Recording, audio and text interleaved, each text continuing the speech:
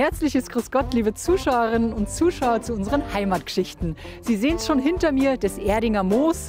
Wir sind diese Woche in der nördlichsten Gemeinde vom Landkreis Erding, und zwar in der Gemeinde Langenpreising. Und dort haben wir ein Familienunternehmen besucht, das sich voll und ganz dem Baustoff Holz widmet, waren bei einem Ehepaar, das alles über gesunde Ernährung weiß, außerdem noch bei einem jungen Landwirt und dem schnellst wachsenden Baum der Welt und bei einer Salzwassergarnelenzucht.